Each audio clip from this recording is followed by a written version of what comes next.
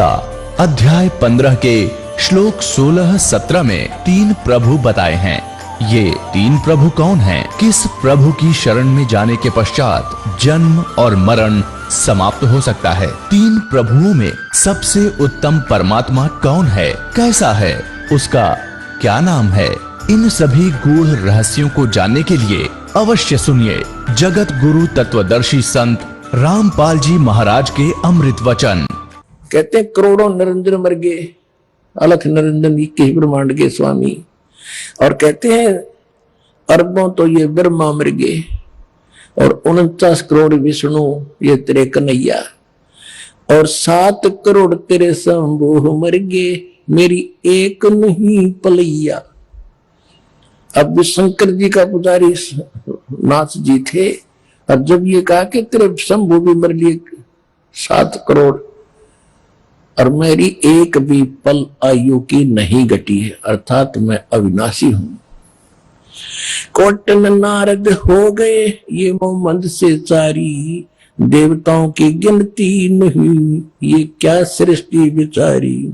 नहीं बूढ़ा ना बालक और ना कोई भाट भिखारी, कहे कबीर सुनो हो गोरख यह उम्र हमारी।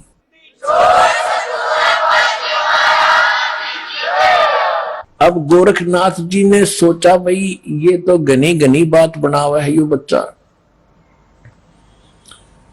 और सुनने वाले खुश हो रहे थे। एक छोटे से बालक ने कितना गजब का उत्तर दे दिया। अब ताड़ी पीटने वाले थे इतने में गोरखनाथ ने क्या किया, जो उसने त्रिशूल गाड़ रखा था, त्रिशूल आसन से उठा, सिद्धि से नो का नो आसन पदम लगाए लगे ऐसा उठा और उस त्रिशूल के ऊपर जा बैठा। ये देखिएगा। और परमात्मा ने क्या किया, परमात्मा ने कहा कि गोरखनाथ अब मैदान छोड़कर भाग मत, आपकी और हमारी ज्ञान गोष्ठी की बात हुई थी, ये ड्रामेबाजी दिखाने की नहीं, ये जादूगरी दिखाने की बात नहीं हुई थी, ज्ञान की बात हुई थी। और ज्ञान कर बैठ ढंग से आकर यहाँ आसन पे, ये ड्रामा क्या दिखा रहा है। लोगों ने ताली पीट दी क्योंकि वो बैठ गए ऊपर जाके। तो गोरखनाथ ने कहा कि अगर तुम्हारे अंदर कोई ताकत है भगवान की, मेरे बराबर आकर बैठ, तब मैं गोष्ठी करूंगा तेरे से। जमीन से 8-9 फुट ऊपर त्रिशूल के ऊपर जज का बैठा सिद्धि थे। परमात्मा को तो पता था ये बालक कितनी क्या हरकत करेगा। परमात्मा जो सूत होते थे, सूत कपड़ा बोलते थे, और सूत की एक कुकड़ी बोलना हरियाणा में कुकड़ी, जो चरखे में माताएं काटा करती थी, वह इतनी मोटी हो जाती थी, धागे की रील सी, वह जेब में डाल रहे थे पूरी। कबीर साहब ने क्या किया कि उस धागे का एक हिस्सा पकड़ के और वो कुकड़ी यानी वह रील ऊपर न फेंक दी, वह ऐसे खुलती खुलती और सीधा 150 फुट की ऊंचाई पर जाकर ऊपरला एंड खड़ा हो गया स्ट्रेट न्यू का मालिक की ताकत से। और परमात्मा वहां से उठे और उसके ऊपर के एंड पर जाकर बैठ गए। ये देखो, अब वो नाथ जी बोलना सा दिखे, 150 फुट का 9 फुट ऊंचाई। कबीर साहब ने कहा कि ले नाथ जी अगर बराबर बैठ के ही चर्चा करनी है तो आ जा बेटा यहां हमारे बराबर में। अब देखो ऐसी बात नहीं है कि गोरखनाथ तो आकाश में उड़ सकता था, लेकिन एक तो चुंबक होता है, परमात्मा तो सिद्धियों के भंडार हैं। और सिद्धि क्या, जैसे यह घड़ी है, यह सिद्ध कर दी मैकेनिक ने, और यह चल रही है सुइया, और इसको चुंबक के सामने कर दो वहीं स्थिर हो जाएगी, चल नहीं सकती। तो वो सिद्धियां परमात्मा ने पहले उसकी सिद्धि फेल करी। अब गोरखनाथ जी ने सोचा ऊपर न उठो, थोड़ा सा उठा और धड़ाम दे से नीचे आके गिरा। भाई की डूडी और डिग्गी होती।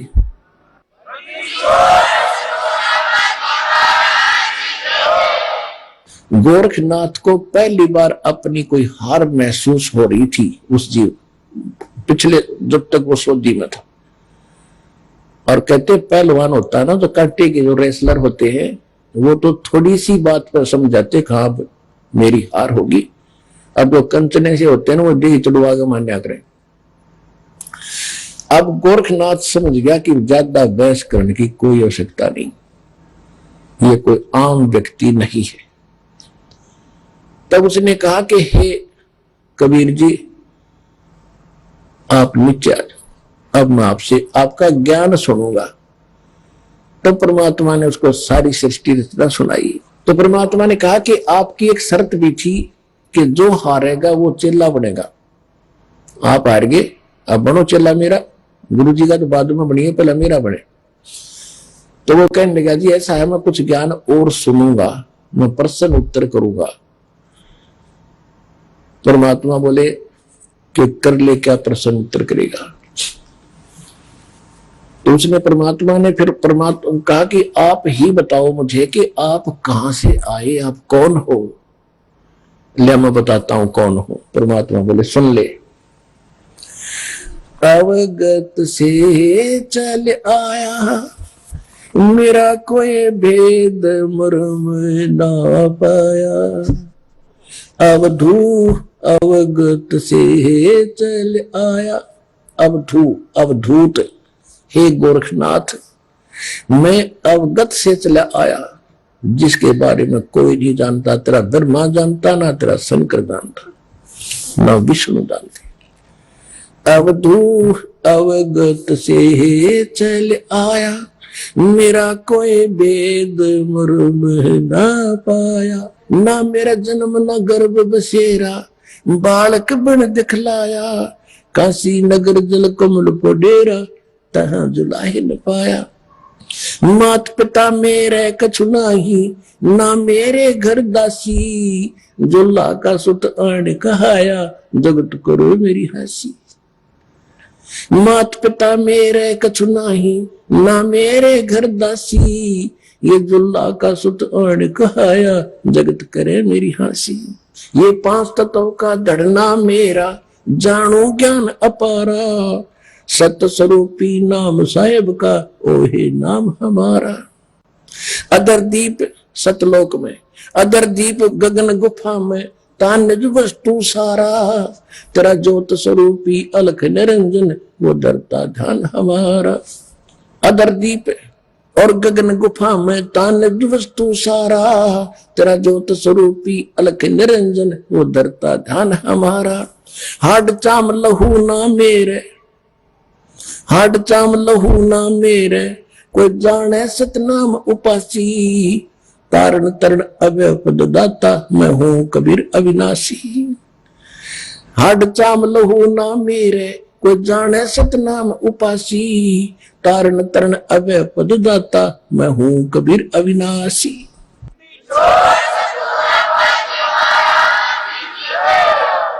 अपने आत्माओं सूक्ष्म वेद में फिर गरीबदास जी ने बताया है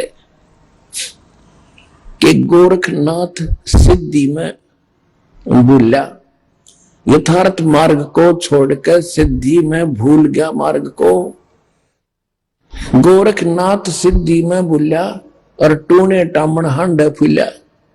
ये मुर्दे तक को जीवित कर दे, पहाड़ को सोना बना दिया। इनको तो गरीबदास जी कहते वो मूर्ख टूने टामण करता फिरता था, उसको क्या मिला जीवन में? महिमा तो होगी पर मोक्ष रह गया। मन तो सुख के सागर बस रे, भाई और ना ऐसा यस रे। भाई तो सुख के सागर बस रे, भाई और ना ऐसा यस रे। देखो इसको कहते तत्व ज्ञान, इसको कहते सूक्ष्म वेद। अब हम एक ही बात को सुनकर उसकी महिमा गाते रहते थे, उसी के गुण गाते रहते थे, हमें पता नहीं था। इतनी जबरदस्त सिद्धियां दिखाने वाला व्यक्ति और कति जीरो था, -0 था अध्यात्म मार्ग में। आप गोरखनाथ कहते हैं गोरखनाथ सिद्धि में भूल्या और टूने टामण हांडे फूल्या, और जंतर मंत्र जोग निभाई और काल चक्कर जम जोरा खाई। तुम हो जम की फर्दी माही, गोरखनाथ को कबीर साहब ने कहा कि तू तो काल की फर्द में चढ़ रहा है। फर्द, फर्द कौन सा हो? जो परमानेंट आपकी जमीन हो जाती है ना, आपकी फर्द में आ जाती है, तो आपका नाम होगी वह पक्की। तो परमात्मा ने कहा कि तू तो काल की फर्द में चढ़ रहा है काल का फिर गधा बनेगा अगले जन्म में। ये तो सिद्ध पाक क्या महिमा होगी तेरी। सिद्ध नहीं, ये गधे हैं जो जाने नहीं सतनामा। कहते जिनके पास सतनाम नहीं वो आज भी गधे हैं, वो सिद्ध नहीं है। हम उसको सिद्ध पुरुष कहते थे। तो गोरखनाथ जी ने जब ये ज्ञान सुना, उसने सोचा भी इसको फालतू छेड़ने की जरूरत नहीं है। ज्ञान में यू तुझे कतई नहीं जानते। सिद्धि में भी उसके दचगी, फिर उसका फिर भ्रम रह गया थोड़ा सा। कहने लगा जी एक बार गंगा के किनारे चलो। चल भाई, क्या रह गया? एक और मैं कुछ लीला करता हूं, आप मुझे उसमें पराजित कर देना, मैं आपका शिष्य बन जाऊंगा। परमात्मा बोले चल। गोरखनाथ जी गंगा के अंदर छलांग लगा गए और एक मछली का रूप धारण कर लिया। घनी मछली वहां पर। तो उसने कहा था कि मैं इसमें छलांग लगाऊंगा और मुझे आप खोज देना दरिया से, फिर मैं आपको गुरु बना लूंगा। अब गोरखनाथ जी सुबह छलांग लगाई, मछली रूप बना लिया। परमात्मा ने छलांग लगाई, वह मछली पकड़ कर टीटवी बाहर लिया और बाहर काट कर गोरखनाथ बना दिया।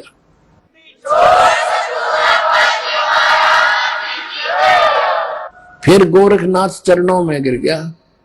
अपने आत्मा देखो क्या बुरी करता काल हमारे साथ। अब भक्ति तो ये दास कराएगा आपको भगवान की दी हुई। जो सौभाग्यशाली और अच्छी तरह ज्ञान को समझेंगे वो तो सतलोक चले जाएंगे।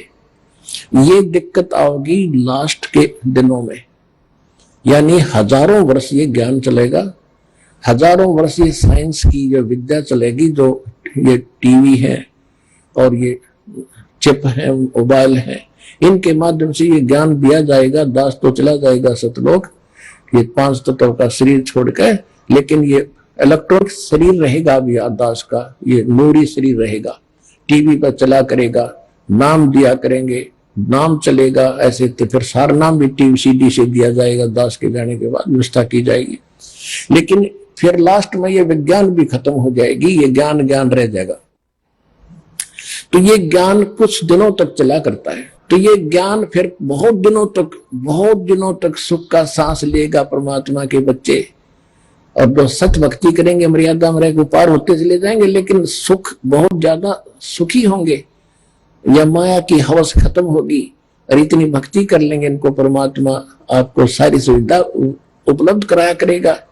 जैसे दास बार बार आपको कथा सुनाता है कि जिसने परमात्मा के नाम से झूठी चिट्ठी लिख दी थी कबीर जी के नाम से, 18 लाख प्राणी साधु संत आगे थे। वो साधु संत कौन थे? घर छोड़कर जंगलों में अपने गुरुओं के पास भक्ति के लिए, भगवान के लिए भटक रहे थे। वो उनकी विशेष प्यारी आत्मा थी। अब वहां उन 18 लाख को 3 दिन तक झोंपड़ी में बैठे गरीब जुलाई ने, वो तो भगवान थे, लीला कर रहे थे, 3 दिन तक उनको वो भोजन खिलाया जो कभी सुना भी नहीं था उन महापुरुषों ने, भक्तों ने, साधुओं ने। और सोना की मोहर दी और दोहर दी और छक्के हलवा पूरी कचौड़ी जलेबी छक खाओ, छह बखाओ दिन में भूखे मरे चंद्रे बुगड़े खानिए थे होते। तो उनके लिए जब ये लीला कर दी, पृथ्वी का को माल भी नहीं था, सतलोक से ला दिया जाता ने। तो आने वाले समय में जैसे जनसंख्या बढ़ रही है, 100 वर्ष के बाद क्या खाएंगे ये, अगर ये माहौल नहीं बदलाते। फिर भगवान व्यवस्था करेगा। आपके घर में 2 दाने होंगे, तड़के भरा पाओगा मटका, पिप्पा भरा पाओगा आटेगा, इस तरह कर देगा दाता आपके लिए। लेकिन भक्ति करवाने के लिए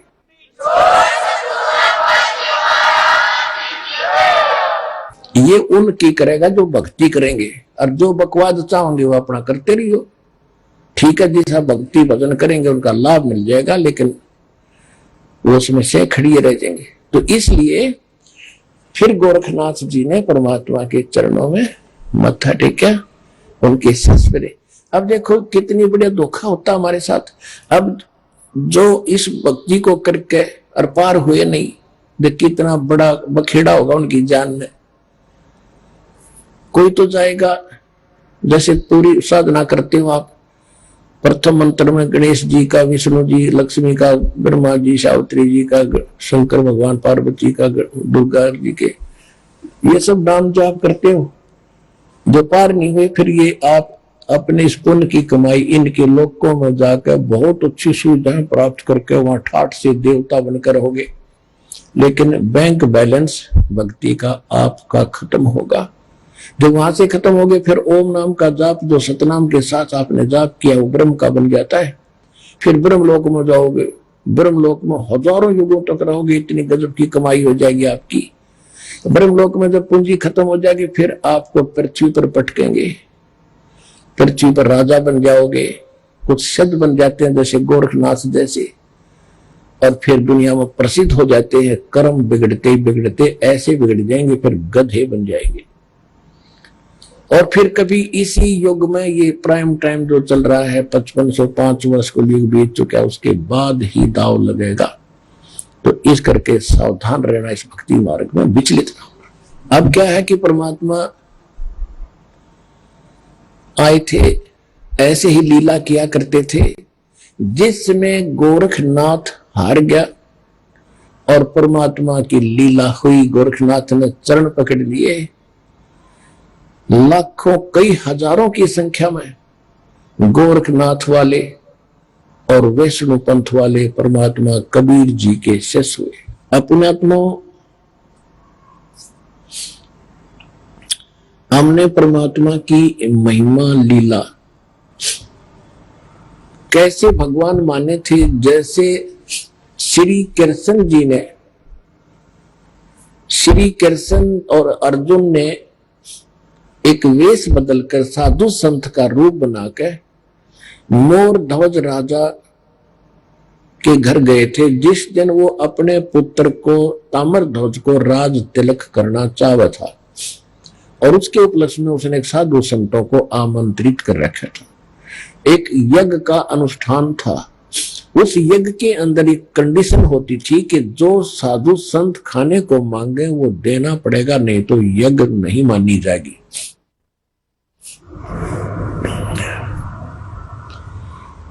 तो ये दोनों चले गए। अर्जुन के मन में एक दोष आ गया था। अर्जुन कह रहा था चाहिए भगवान, क्योंकि ये शिष्य भी था अर्जुन, और अर्जुन कृष्ण का शिष्य था और रिलेटिव भी था। तो कह रहा था जी मैं आपका सेवक हूं, ऐसा कोई और नहीं है पृथ्वी में। श्री कृष्ण जी ने उसका भ्रम निवारण करने के लिए वहां ले गए ताम्रध्वज राजा के घर पे। कहने का भाव यह है कि उन्होंने खाने को क्या मांगा, ताम्रध्वज तो मोरध्वज ने पूछा जी भोजन खाओ। श्री कृष्ण ने साधु रूप में कहा कि हमारे साथ एक शेर है, वो सिंह बना, शेर ले रखा था, एक माया से अपनी सिद्धि से शेर बनाया था। और पुण्यात्माओं कहते हैं रामकृष्ण सतगुरु साहिबजादे ये परमात्मा की पुण्यात्मा है, कृष्ण और राम। ये इसी समय भक्ति करके ये रह गए थे अनजान, और ये बन ठगे काल के ये पुण्यात्माओं में से इनको जन्म दे दिया। अब इनकी रक्षा भी भगवान ही करता है। जब श्री कृष्ण जी ने वो माया रूपी शेर बनाया, तो परमात्मा स्वयं आगे शेर रूप धारण करके कि इनकी काम बिगड़ेगा और ये गलती करेंगे और ये बेइज्जती होगी भगवान की, मेरी होगी। तो वहां जाकर उन्होंने क्या किया कि राजा ने पूछा जी क्या खाओगे भोजन। कृष्ण जी बोले कि पहले मेरे शेर को खिलाओ, फिर मैं बाद में खाया करूं। और मेरा शेर मांस बकरे का नहीं खाएगा, पशु का नहीं खाता, ये मनुष्य का खाता है, नरभक्षी है।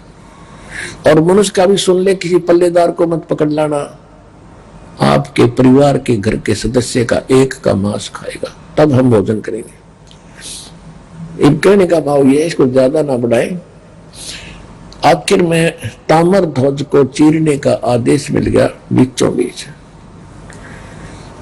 ताम्र ध्वज को चीर दिया, फिर उसको जीवित कर दिया, मर गया था। और इस कारण से कृष्ण जी को भगवान मान लिया। अब परमात्मा ने कितने जीवित किए, आपको कथा सुनाता हूं। एक सम्मन नाम का मनियार था, बहुत ही निर्धन गरीब थे। दोनों पति पत्नी, उसकी पत्नी का नाम नेकी था और दोनों पति पत्नी परमात्मा के शिष्य हो गए थे, कबीर भगवान के ज्ञान से परिचित हो गए थे। एक उनका लड़का था 10-12 वर्ष का, उसका नाम सेऊ था। सेऊ, शिव कहते हैं उसे, सेऊ कहा करते थे। तो तीनों के तीनों भगवान के ज्ञान में खूब रंगे हुए थे और जहां भी वो जाते थे, सम्मन और नेकी पति पत्नी चूड़ियां पहनाने के लिए गांव नगर में, तो वहां परमात्मा कबीर जी की चर्चा कराया करते थे कि हमारे गुरु जी इतने सक्षम है, हमारे गुरु जी इतने सक्षम है। ऐसे सिकंदर लोधी की जलन का रोग ठीक कर दिया, एक गऊ काट दी थी सिकंदर लोधी ने, वो जीवित कर दी।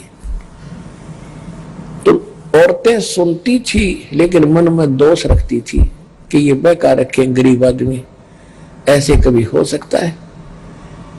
अगर ऐसा होता तो ये होता वो होता, मतलब मन में अंदर दोष रखती थी, सुन अवश्य लेती थी। एक दिन क्या हुआ कि कबीर परमात्मा जी उनके घर चले गए। अचानक घर चले गए तो क्या देखा कि खाने का के लिए पूछा, 3 जने थे। इसी प्रकार एक कबीर परमात्मा जी ने एक कमाल नाम के लड़के को, 12-13 वर्ष की आयु का था, उसको मुर्दे को जीवित किया था। एक शेख तकी नाम का मुसलमान पीर था जो परमात्मा कबीर जी से ईर्षा रखता था।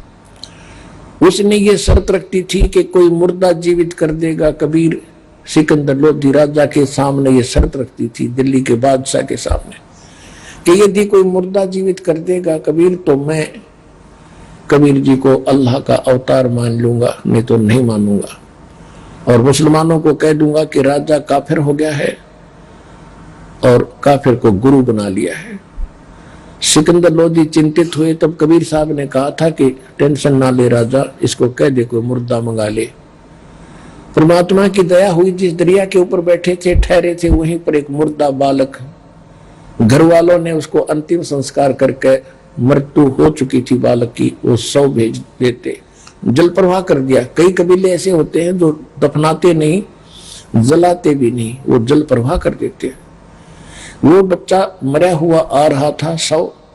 तब कबीर साहब ने, सब हजारों की संख्या में सैनिक थे, अंगरक्षक थे, उस बच्चे को जीवित कर दिया था और वो बच्चा फिर परमात्मा के साथ बालक रूप पर रहा था।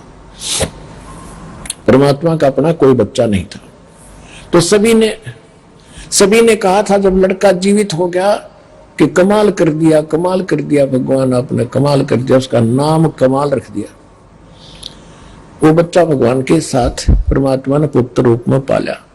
एक दिन उस कमाल का ये भ्रम हो गया था कि मेरे जैसा सेवक भगवान आपका और नहीं। अब उसकी फड़क निकालने के लिए गोरखनाथ, एक शेख फरीद,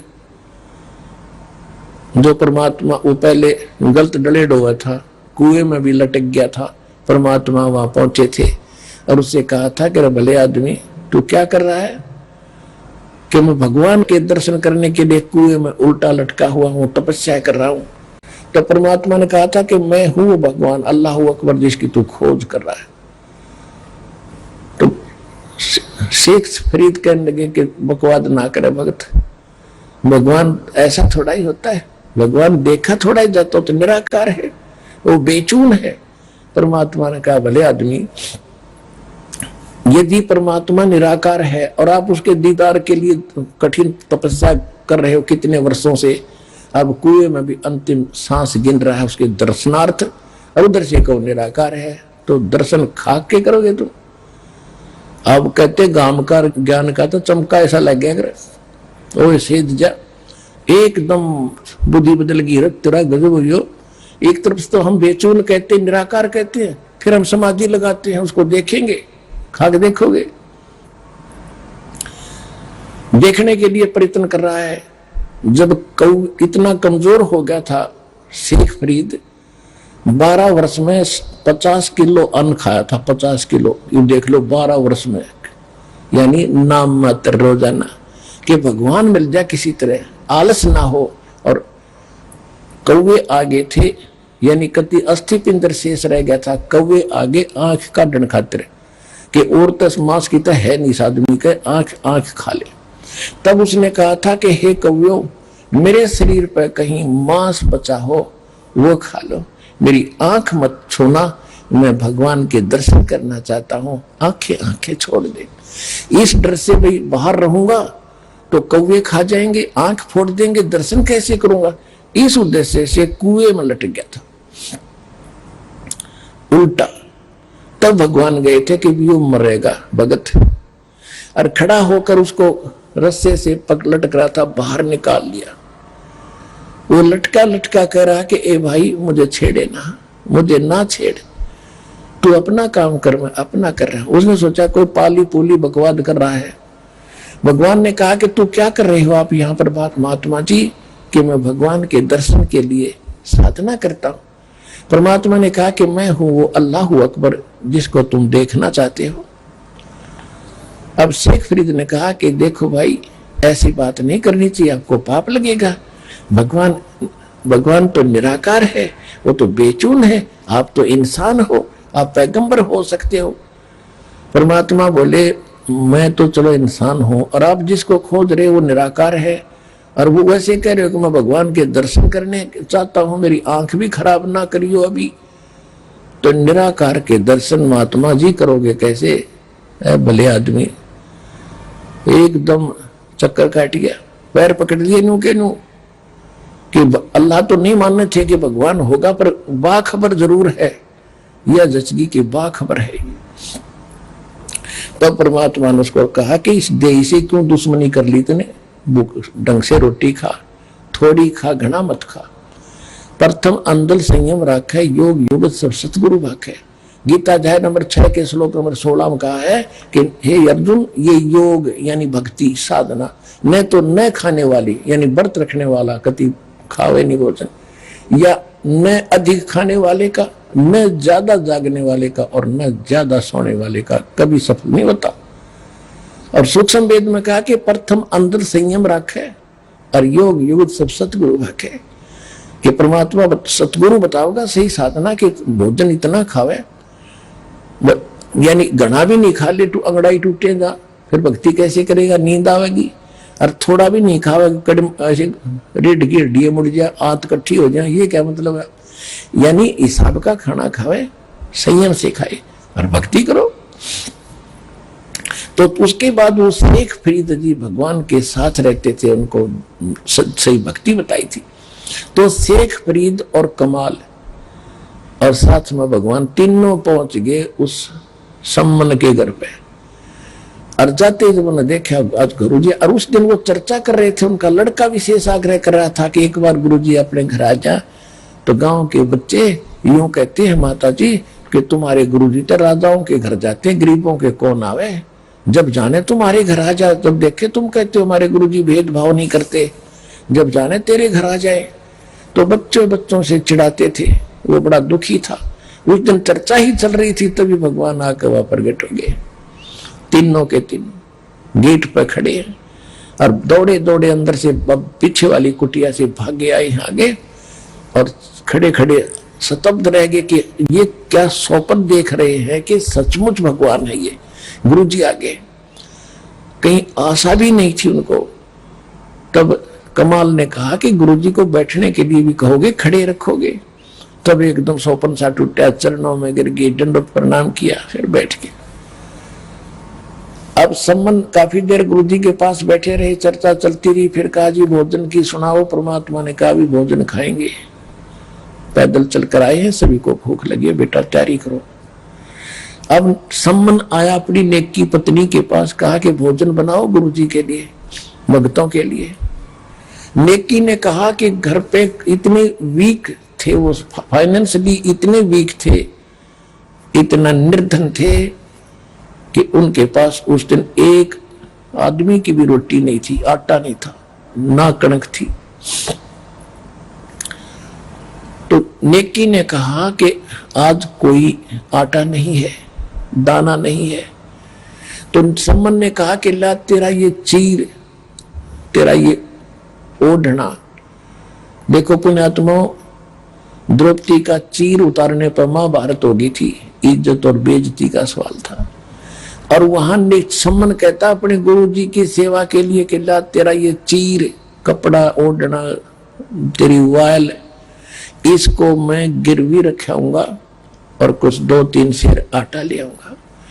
नेकी ने कहा कि मैं कई घरों में लेकर गई हूं इस वायल को, इस चीर को, ये फटा हुआ है, इस करके कोई गिरवी भी नहीं रखता। किसी ने आटा नहीं दिया, उल्टा ताने मार रहे हैं कि आज तो तुम्हारे घर फिर तुम्हारे भगवान आ गए हैं, वो तो तुम्हें वैसे ही खिला देंगे, तुम्हारे घर भर देंगे, वो तो बड़े बड़े चमत्कार करते हैं। ये जानबूझ कर बकवास कर रहे हैं। आज हमें ये आटा जान कर नहीं दे रहे, नहीं तो उधारा तो वो भी दे दिया करें गांव के गांव में। तो जानबूझ कर, वो नगर पैसे वाला घना था, इसलिए वो मस्ती मारे थे गरीबों के साथ। गरीब को तो वैसे ही नहीं सताना चाहिए, और भगत को सताएगा तो घना पाप लगे। तो सम्मन बोला अब क्या करूं, वो तो कलीजा पकड़ कर बैठ गया। जमीन पर चक्कर आने को हो गए। पहली बार गुरुजी आए कर्महीन के द्वार पे, हे परमात्मा मैं कितना दुष्ट हूं, आज मैं अपने गुरुजी की सेवा भी नहीं कर सकता है, इस पापी को पृथ्वी पर क्यों छोड़ा दाता। ऐसी ऐसी बातें करके घना चिंतित हो गया। नेकी ने कहा कि चिंता ना करो, कुछ यत्न करो। क्या यत्न करूं अब, सम्मन ने पूछा। कि ऐसे करो, अब तो गुरुजी से कह दो कि जी सुबह भोजन कराएंगे, ये खूब समझ जाएंगे, महात्मा है, दोबारा जिक्र नहीं करेंगे। तो सुबह कहां से लाएंगे? सम्मन ने कहा कि सुबह कहां से आएगा, जूठा और बनूंगा। तो नेकी ने बताया कि रात्रि के समय तुम चोरी करने जाना पिता पुत्र, और 3 सेर आटा चुरा लाना किसी का, महात्मा को संतों को भोजन करा के और इनको विदा कर देंगे। तो शिव जो लड़का था छोटा सा, प्रतिदिन सुना करता सत्संग में कि हे माता जी, गुरु जी तो कहते हैं जो चोरी करते हैं उनको बहुत पाप लगता है, वो माँ अपराधी व्यक्ति होते हैं, और आज हमें चोरी करने की आप सलाह दे रहे हो, आपको पाप लगेगा। तब उसने कथा सुनाई, बेटा इस नगर का हमने अन्न खाया है, और इस नगर के अंदर माया ज्यादा है, पैसे घने हैं इनके पास, इनकी बुद्धि घूम गई, ये भगवान से नहीं डरते। और बेटा अगर साधु गुरुदेव यहाँ से भूखे चले गए ना इस नगरी का, उनको सब मालूम है ये क्या कहानी हो रही है, तो ये दोष इनको लगेगा, और ये सारा गांव भी नष्ट हो सकता है, खत्म हो जाएंगे सब। एक कथा सुनाई कि ऐसे एक नगर था, उसमें पैसे वाले लोग घने थे, साधु संतों का आदर करना छोड़ दिया था। उस नगर के पास एक सिद्ध पुरुष आके रात्रि में रुक गया, उसके साथ एक बच्चा था, उसका चेला था। वो खाना मांगने के लिए नगरी में गया, तो उस नगरी ने सब ने मजाक कर दिया कि तू मस्टंडा है और खाने कमाने के योग्य है, और तुम मांगते फिरते हो, हमारी मजदूरी कर लो, पल्लेदारी कर लो, चलो तो रोटी मिल जाएगी। वो सारी नगरी में घूमकर खाली हाथ चला गया। संत ने पूछा बेटा क्या बात हुई? उस भगत ने कहा, शिष्य ने कहा, गुरुदेव ऐसी नगरी मैंने नहीं देखी, सीधे मुंह बात भी नहीं करते और ऐसी ऐसी बकवास करे। संत ने कहा कि तू सुबह फिर जाना। अब वो सुबह फिर गया, सुबह गया तो वही बातें, फिर वो वापस आ रहा था। रास्ते में एक कुम्हार था, कुम्हार का घर था, विधवा थी वह कुमारी, 5-4 बालक थे छोटे छोटे, वो खुद काम करके गुजारा कर रही थी। अब उसने वो बच्चा श्याम को भी जाते देखा था, उसको मालूम था कि कोई अन्न नहीं देगा। और कुछ साधु संत ऐसे होते थे जो छोटी जाति वालों का भोजन नहीं लेते थे, इसलिए उसने टोका नहीं, कहीं श्राप ना दे दे। तो जब वो बच्चा अगले दिन भी खाली जा रहा था, कुमारी के घर से ही रास्ता जाता था आसपास से, तब उस कुमारी ने बहन ने कहा कि महाराज जी भोजन नहीं मिला दिखे। अगर नहीं माता जी नहीं मिला, कि मैं हूं कुम्हार जाति से, और ये आटा ले जा, तेरे गुरुजी को बता देना, वैसे मत कहना कि एक कुम्हारी ने दिया है, इच्छा हो तो खा लेंगे, नहीं डाल देंगे कहीं चीटियों को। अब वो लेकर के चला गया, उसने सारी कहानी बताई दी। उस नगरी में तो जालिम लोग रहते हैं, और ये आटा ऐसे एक माई ने दिया है, वो कुम्हार जाति से है। आपकी क्या आज्ञा है भगवान? गुरुदेव बोला, बेटा यह आज्ञा है मेरी, तू वापस जा और इस भोजन को बना ले, खा ले, मैं तो खाऊंगा नहीं। और वापस जा, उस बेटी ने कह दे कि यहां से अपने परिवार को उठाकर ले जा, शाम से यहां से वक्त से लाद ले जा अपने सारे सामान ने, रात को ये नगर नहीं रहेगा। और ये बताएगी नहीं किसी को, नहीं तो वो भस्म हो जाएगी। और जहां रात हो जा वहीं रुक जाना, वहीं बस जाएगी, वहीं बस जाएगी, उसका वहीं प्रवास हो जाएगा। अब उस संत ने आके बताया वशिष्ठ ने कि मेरे गुरुजी बहुत सिद्ध पुरुष है, जो वचन निकाल देते माई सच्ची मान लेना। और उन्होंने कहा तू यहां निकल जा अपने सारे साज वादन लेकर, जहां तुझे रात हो जा वहीं रुक जाना, वहीं तू बस जाएगी, और रात को ये पूरा नगर खत्म होगा। इन साधु संतों को भूखा रखा है। तो माई पता था साधु संत की वचन पहले बहुत इस तरह के सिद्ध पुरुष निरे हुआ करते थे, इनका डर भी था। माई ने जब लाद लिए सारे भाषण गधों पर, और चलते चलते वहां रुक गई जाकर। वहां से उस नगर से थोड़ी सी दूरी पर 10-15-20 किलोमीटर वहां रात होगी, वहीं रुक गई। और रात को वो सारा का सारा नगर कति नाश हो गया। ये साथ में एक अग्रोहा स्थान है, यहाँ ज्यादा सेठ रहते थे पैसे वाले, ये एक सिद्ध पुरुष ने खत्म किया था। यहां से एक माई चली थी, वो कुम्हारी, एक कुम्हारिया गांव बसा है, उस कुम्हारी के नाम से। अब सुबह सारे वो नाश हो गया, कति एक भी नहीं बच्चा, तो रात ने सारे अंदर, रात ने भूकंप का करके सिद्धि से सब खत्म। अब जब ये पता चला क्षेत्र वैसे गांव गर्क गया, गांव नष्ट हो गया, कौन बचा है? उस माई ने बताया कि मैं बची हूं, और एक साधु ने ऐसे बताया था, उन्होंने ऐसा ऐसा किया और मेरे को बता दिया था, मुझे बताने का आदेश नहीं था, मैं उनको नहीं बता पाई। तो सबको इतनी हमदर्दी हुई उस माई के ऊपर, गरीब और भगवान की कृपा होती है कि वहां उसको कई सैकड़ों किले जमीन दे दिए और वहीं बस गई, उसके नाम से कुमारिया गांव बसा हुआ। अपने आत्मा नेकी ने अपने पुत्र से कहा, बेटा अगर तुमने इस नगरी के तुम हितकारी हो तो चोरी करके लाइयो बेटा, अगर ये संत भूखे चले गए यो गांव गर्क हो जाएगा, इसका बेड़ा गर्क हो जाएगा। बेटा अब तुम देख लो, चोरी को दान कर दे बेटा, चोरी नहीं है। और हम साधु संतों के लिए हम नहीं खाएंगे एक दाना भी, ये प्रण पक्का है। संबंध से बोला वहां बिल्कुल सही है, इस नगरी की हम रक्षा करेंगे, तो हमारे साथ कुछ भी बनो। दोनों बाप बेटा रात्रि में एक सेठ के घर पर जाकर सुराख लगा लिया द्वार में, और सेव अंदर चला गया। पहले सम्मन कह रहा था बेटा तू बाहर रहे, मैं जाऊंगा। सम्मन सेव ने कहा कि नहीं पिताजी, आपको पकड़ लेंगे तो इस लाला जी की राजा तक पहुंचे, आपको फांसी लगवा देगा, और मैं बालक हूं, मुझे बालक समझकर छोड़ देंगे। तो सम्मन कहने लगा अगर तू मर गया तो फिर मैं क्या करूंगा जी का बेटा, नहीं तू बाहर रह, मैं जाता हूं। नहीं, सेव नहीं माना, कहने का भाव कि सेव प्रवेश कर गया। तो सम्मन ने कहा बेटा 3 शेर आटा लाना, ज्यादा नहीं। तो अंदाजा सा अपनी फटी पुरानी चद्दर में 3 शेर आटा डाल कर चल पड़ा। चलने लगा, जब आवाज होगी खुड़का होने से, शोर होने से, लाला जी जग गया, वही सो रहा था दुकान में, और उसने जो सेव निकलने की चेष्टा कर रहा था उसके पैर पकड़ कर घसीट लिया वापस कि चोर चोर चोर करके।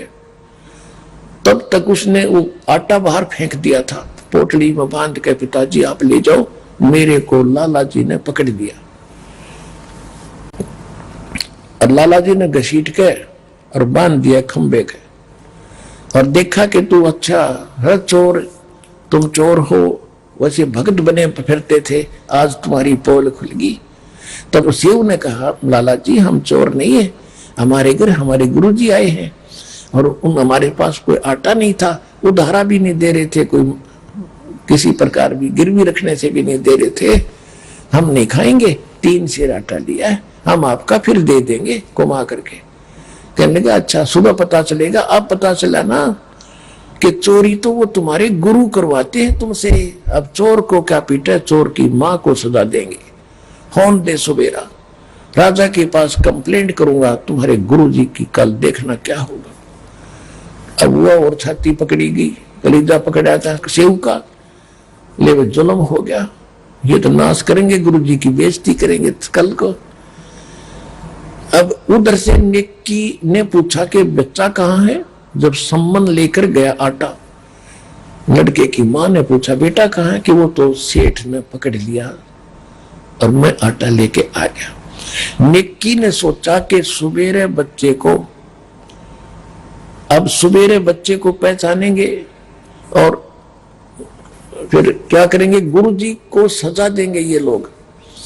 ऐसा क्यों ना कर दें कि लाला जी बोल ना सके, सुबेरे जिक्र भी ना करे कौन था कौन नहीं था। तो इस उद्देश्य से अपने गुरुदेव की इज्जत बचाने के लिए हृदय से कभी नाश हो जाएगा, जब कल पता लग गया तो बेइज्जती कर देंगे गुरुदेव की। अपने पति से कहा मां ने, अपनी उसकी पत्नी ने कि जा तलवार ले जा और लड़के का सिर काट दे और सिर ले आना। तो उसने ऐसा ही किया। अब तलवार लेकर जब सम्मन पहुंचा, उस सुराग के सामने बैठ के और कहा बेटा सेऊ, एक दो बात गुप्त तेरे कान में बोलनी है, बतानी है। बेटा कल तो ना जाने तू और हम मिल पाएंगे या नहीं मिल पाएंगे, क्योंकि राजा हमें सजा दे देगा। एक दो बात बताना चाहता हूं बेटा तुझे। एक बार सिर बाहर निकाल ले, कान में बात बताऊंगा। अब सेऊ ने कहा लाला जी से कि हे लाला जी, बाहर मेरा पिता बैठा है, दो बात करना चाहता है।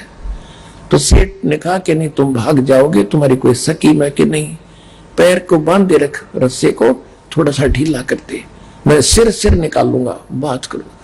अब जो ही उसने ऐसा सोचा भी चल ठीक है बतला लेंगे क्या बतलाना चाहते हैं, पैर के रस्सा बांधे ढीला कर दिया, लूज कर दिया। अब सिर बाहर निकाल के सेऊ ने जब सिर बाहर निकाल लिया तो सम्मन का हाथ नहीं उठा। बेटे ने कैसे काटूं, गर्द छुपा ली पीछे को। तब लड़के ने कहा कि पिताजी एक बात मैं बताऊंगा अपने आपके कान में। हाँ बोल बेटा, कि यदि तो मेरा बाप है तो मेरी नाड़ काट दे, ना तो बात बिगड़ेगी कल। मेरी गर्दन काट ले जा अगर तू मेरा बाप है, नहीं तो तू मेरा बाप नहीं है, मैं किसी और का अंश हूं। इतना कहते ही उसमें भी करंट आया। तब बच्चे की मुख से बात सुनकर उसने सिर काट दिया सम्मन ने, और चोटी पकड़ कर घर ले गया, ऊपर शीश को। उधर से लाला जी ने देखा कि ये तो 302 का मुकदमा तेरे लगेगा। उसने क्या किया, उस बच्चे को घसीट कर धड़को और एक पजावे में जाकर गिरा। गड्ढे से होते थे जहां कुमार लोग मिट्टी मुट्टी खोदते थे, गड्ढे एकांत में, वहां गिर डालिया और अपनी वो दीवार बंद करके और लीप लाप के उसका रेता मार के ऐसा कर दिया जैसे कुछ हुआ ही नहीं। उधर से जब सम्मन उस लड़के के शीश को लेकर गया, निक्की ने पूछा, कहा कि अब फिर वापस जा। अब सेठ उसने कहीं जंगल में डाल कर आओगा लाश को, शेष शरीर को धड़को, और उसको भी उठा लिया कि देखो दिन में फिर बात चल रहा, कौन है किसका मर गया, इंक्वायरी चल रहा है और बच्चा पहचानना चाह। अब फिर वो गया सम्मन जहां उसकी घसीट जा रही थी। लाला जी ताकत अपना बैठ गया करके शांत, और वो लिया फिर उसने उठा के बच्चे के लाश को चादर ढक के और लिया के कोने में डाल दी झोंपड़ी के, और ताक में अलमारी के एक ताक में रख दिया सिर। अब बेटा का कत्ल हुआ पड़ा सतगुरु की सेवा में। निक्की सम्मन कहने लगा रोइए मत, रो भी पड़ी ना आंखें मांसू आगे, गुरुजी ने पता लग जाएगा और भोजन नहीं खाएंगे। तो उन्होंने मां ने रोटी बनाई और वक्त से 5:30-6 बजे से कहा कि जाके कह दे गुरुदेव ने शाम की भूख लगी है, भोजन जल्दी बना दिया, खा लो। आइए अब हम उन श्रद्धालुओं के अनुभव जानते हैं जो जगत गुरु तत्वदर्शी संत रामपाल जी महाराज जी से दीक्षा प्राप्त कर चुके हैं तथा उनके द्वारा बताए गए भक्ति मार्ग पर चल रहे हैं। नमस्कार सर। नमस्कार सर। सर क्या नाम है आपका? मेरा नाम डॉक्टर सुजीत कुमार सर। सुजीत जी आप कहाँ से हैं? मैं बिहार से रहने वाला हूँ, औरंगाबाद जिला के गोह थाना से सर। सुजीत जी संत रामपाल जी महाराज से नाम दीक्षा आपने कब ली? सर हम संत रामपाल जी महाराज से नाम दीक्षा 17 जून को लिया 2018 में। सुजीत जी संत रामपाल जी महाराज से नाम दीक्षा लेने से पहले आप क्या भक्ति साधनाएं करते थे? सर वैसे देवी देवता का पत्थरों को पूजा करते थे और योग वगैरह करने के कारण आर्य समाजी का जो आपका बाबा रामदेव है उनका योगा करते थे, वो भी ओम का मंत्र उच्चारण करने के लिए बोलते थे, वो योग करते समय उसका उच्चारण करते थे। तो फिर क्या कारण बना कि आप संत रामपाल जी महाराज की शरण में आए? देखिए सर, संत रामपाल जी का शिष्य बनने का बहुत बड़ा कारण रहा सर मेरे साथ।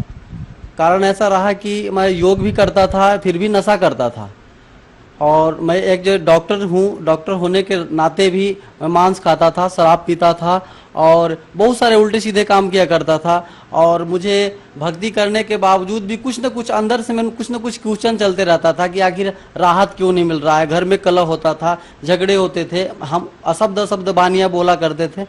मुझे ऐसा लगता था कि कोई रास्ता लगता है किसी पृथ्वी पे नहीं है किसी के पास। तो इसी बीच में क्या हुआ कि संत रामपाल जी महाराज का जो शिष्य थे, वो आपको गोह का शिष्य थे, वो मुझे बताया कि आप ये सारी बुराई करते हैं और आप इतने अच्छे आदमी हैं, आप एक डॉक्टर होकर के इतने बुराई करते हैं, तो मुझे ऐसा नहीं लगता है कि आप अच्छे आदमी हैं। तो बोले कि कोई रास्ता है तो बताइए हमको। तो मुझे एक रास्ता बताया, बोले कि आप मेरे साथ चलिए, ठीक है ना, हम एक जगह ले चलेंगे आप। वहाँ जाने के बाद उस दिन प्रकट दिवस, कबीर साहब का प्रकट दिवस था। वहाँ जाने के बाद हम गए, पहले भी हरियाणा में हम जाया करते थे, रहा करते थे, वहाँ दिल्ली में भी कई दिनों रहे, कई सालों रहा। पर वहाँ एक चीज बहुत लाजवाब हमको देखने को लिए मिला कि इतने लोग आए हैं, लाखों की संख्या में लोग हैं, लेकिन एक भी लोग बीड़ी पीता हुआ दिखाई नहीं दे रहा। क्योंकि हम बीड़ी सिगरेट पिया करते थे, तंबाकू खाया करते थे, हम तो ढूंढ रहे हैं कहीं सिगरेट मिल जाए, कहीं तंबाकू मिल जाए, लेकिन कहीं नहीं मिला। हमें बहुत परेशानी होने लगा, बहुत परेशानी होने लगा। मुझे लगा कि इतने लोग हैं और खास करके हरियाणा के लोग तो हुक्का पिया करते हैं, ये बीड़ी सिगरेट भी नहीं यहाँ मिल रहा है, तो कुछ तो बात है जरूर इन लोगों में। फिर और अंदर गए, बहुत सारा गेट बना हुआ था, ये गेट नंबर 1, 2, 3, 5 कैसे करके बना हुआ था। गेट के अंदर जब प्रवेश किए तो देखे कि वहाँ पे बहुत सारे लोग खाना खा रहे हैं, और खाना खा रहे हैं, और हम लोग के पास 2, 4, 5 लोग अगर खाना खाते हैं कभी शादी वगैरह कुछ कामों में, फंक्शनों में, तो ये पत्तल बिखर जाते हैं, गिलास बिखर जाते हैं, जूठे बिखर जाते हैं। लेकिन इतने लोग खाना खा रहे हैं और एक भी बिखरा हुआ कहीं नहीं दिख रहा है। तो हमको ऐसा लग रहा है कि यहाँ पे कैसे लोग रहते हैं। इसके कारण से फिर उसके बाद फिर हम बोले कि नाम उपदेश कहाँ होता है, हम भी इन लोगों के साथ में ऐसे सेवा किया करेंगे जो लोग सेवा कर रहे हैं। खास बात ये लगा कि ऐसे तो बहुत सारे धर्मगुरु या सत्संग सुना करते थे पहले, जैसे देवकी नंदन ठाकुर के सत्संग सुना करता था, आपका जय किशोरी के सुना करता था, चित्रलेखा के सुना करता था, आपका हेमलता शास्त्री के सुना करता था, सबके सत्संग सुना करता था, टीवी पे रोज सत्संग सुना करता था। हम ऐसा आदमी थे कि बिना एक दिन सत्संग सुने हुए नहीं रहा करता था। पर उसमें देखा एक खास कारण कि वो तो कहा करते थे कि कन कन में राम, लेकिन वहां हम अपनी आंखों से देखे, वहां तो सब चीज में राम पुकारा जा रहा है। जल भी दिया जा रहा है तो जल राम, चावल दिया जा रहा है तो चावल राम, रोटी दिया जा रहा है तो फुल्का राम, ऐसे कर करके पुकारा जा रहा है। हमें लगा कि देखो राम तो इस तरह से पुकारा जा रहा है, कन कन में राम तो यहाँ है, हम ढूंढ कहाँ रहे थे, राम तो यहाँ है। उसमें बारिश बहुत हो रहा था, लेकिन अब रहा नहीं गया हमको लगा कि हम इन लोग के साथ में शामिल हो जाएं, हम भी कुछ सेवा करें। संत रामपाल जी महाराज से फिर नाम उपदेश लिया, और नाम उपदेश लेकर के और मैंने भक्ति करना शुरू किया। सुजीत जी संत रामपाल जी महाराज से नाम दीक्षा लेने के बाद आपको क्या लाभ मिले? सर लाभ तो गिनवाना शुरू करेंगे तो 24 घंटा के 48, 72 घंटा भी पार कर जाएगा। बहुत सारे लाभ मिले, आज तक लाभ मिले हैं, पर मैं मोटी मोटी लाभ है जो है सो मैं बता देना चाहता हूँ। सबसे बड़ा लाभ मिला कि हमारी जो पत्नी थी, बच्चा मेरा बड़ा ऑपरेशन से मेरा हॉस्पिटल में ही हुआ था, तो बड़ा ऑपरेशन होने के 2 या 3 दिन बाद वो बाहर टहलने के लिए उसको छोड़ दिए थे, टहल करके थोड़ा सा आया करो। तो टहलने के लिए तो ले गए लोग, उनकी माँ थे, उनकी बहन थे, पर वापस लाए तो बेड पर आते आते उसको चक्कर सा आया और गिर गया। गिर जाने के बाद वो बोलना बंद कर दी तो हमको चिल्ला करके बोले, उनकी माँ और हमारी माँ भी थी, तो बोली कि बेटा देखो ना कुछ नहीं बोल रही है। तो हम सोचे कि देख लेते हैं, तो देखे तो बीपी वगैरह सब डाउन हो गया, बिल्कुल जीरो हो गया, पल्स वगैरह नहीं मिल रहा है, ठीक है ना, आंखें की पुतली भी बंद हो गई। हमको बहुत घबराहट सा होने लगे। तो हमारे जो सर्किल के जो डॉक्टर लोग थे, हमसे सीनियर वगैरह डॉक्टर लोग, सबको मैंने फोन किया, सब एक एक करके आना शुरू किए। तो वो डॉक्टर आया करते थे, हमारी पत्नी को नबज देखते थे, ऐसे देख करके और सब बाहर गेट से चला जाते थे। तो ऐसे चला जाता थे तो हमको ऐसा संदेह होता था कि ये आखिर क्यों बोल क्यों नहीं रहे ये लोग, कि क्या करना होगा हमको, या ऑक्सीजन देना होगा या क्या करना होगा, कोई इंजेक्शन वगैरह दवाई का भी परामर्श नहीं दे रहे। और डॉक्टर के बुलाए तो वो लोग भी ऐसे कर रहे हैं, तो आपस में बाहर जाकर के बात कर रहे हैं, ठीक है। तो उनका चेहरा से, उनका एक्टिविटी से ऐसा पता चला कि इन लोग बोल रहे हैं कि ये खत्म हो गई। सर जी हम रोने लगे, रोते रोते अब लगा कि ये बचने वाला नहीं। एम्बुलेंस को फोन किए तो मेरे क्लिनिक पर एम्बुलेंस आकर के लग गई।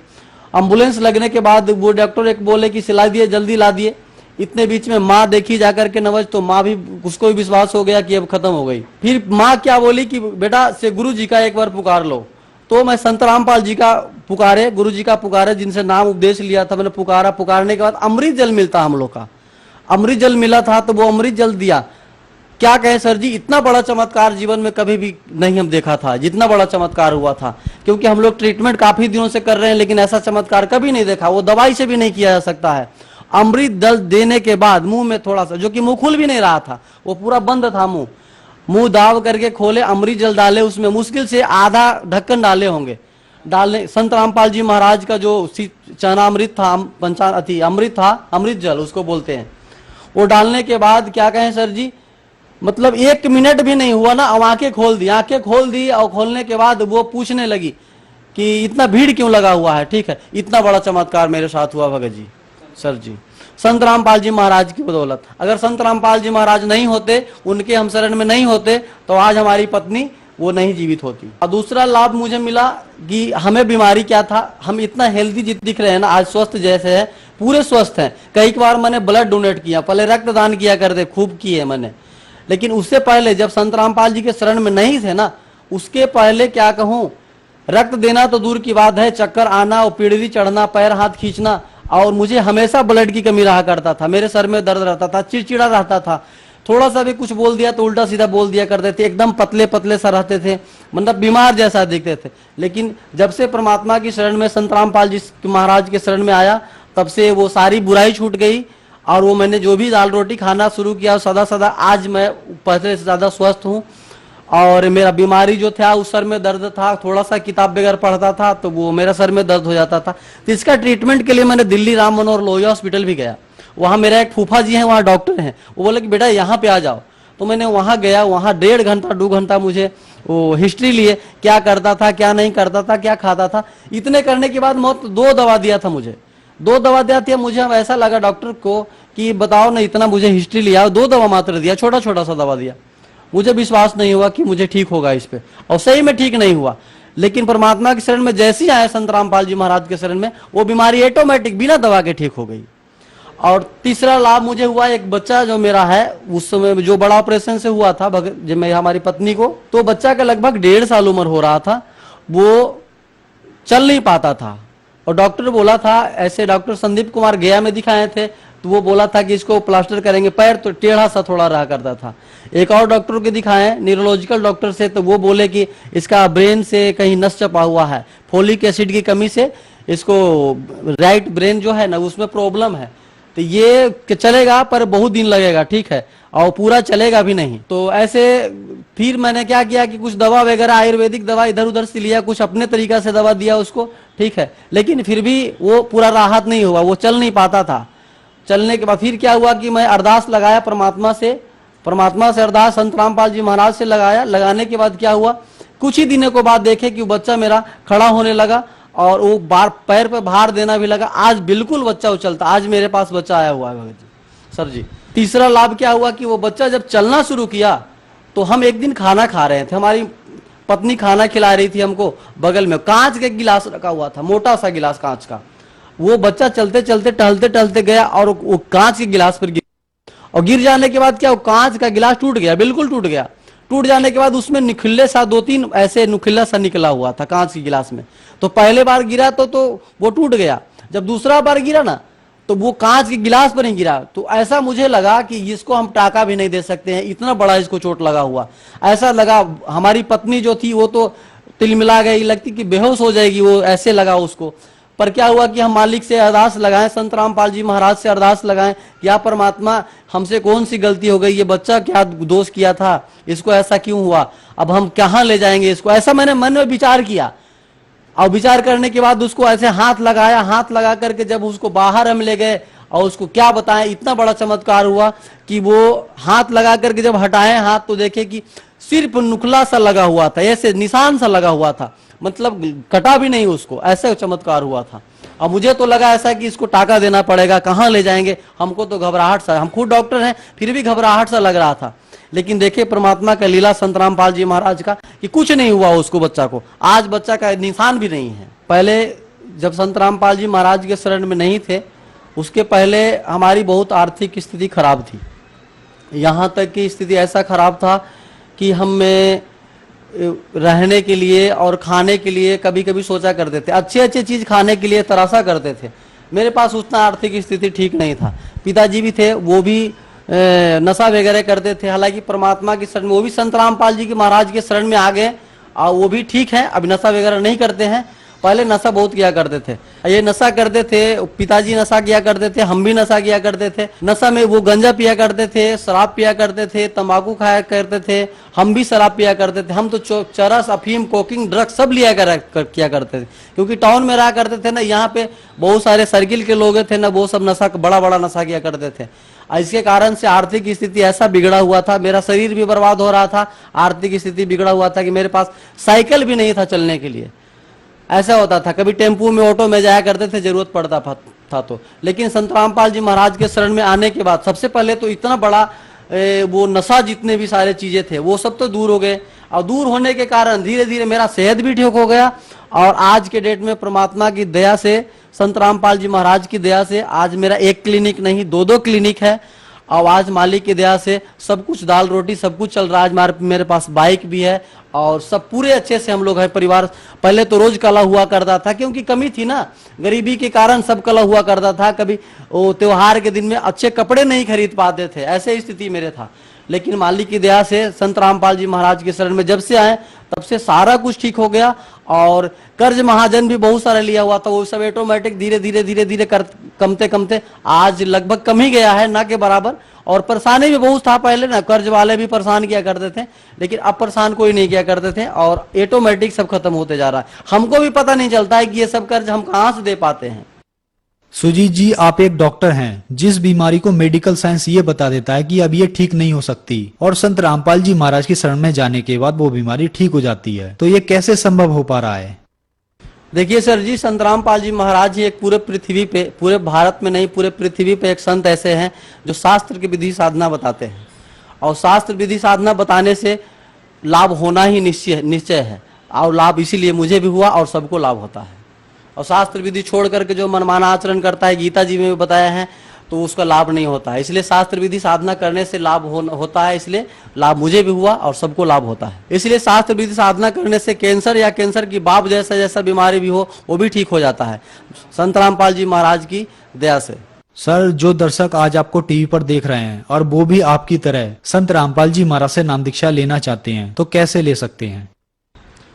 टीवी चैनल पे सत्संग आया करता था, पहले तो 1-2 टीवी चैनल पर सत्संग आया करता था, 2-3, अब तो 12-13 चैनल पे आया करता है। तो उसके नीचे पीली पट्टी चला करता है, उस पीली पट्टी में वो मिस कॉल उस पर किया जाएगा, तो वो नाम वहां से फोन करेंगे आश्रम से, और फोन करने के बाद आपके जो आसपास के जो आश्रम होंगे जहाँ नाम दीक्षा दिया जाता है, वहाँ का लोकेशन आपको बता दिया जाएगा, वहां जाकर के आप नाम दीक्षा ले सकते हैं। धन्यवाद सर। अच्छा।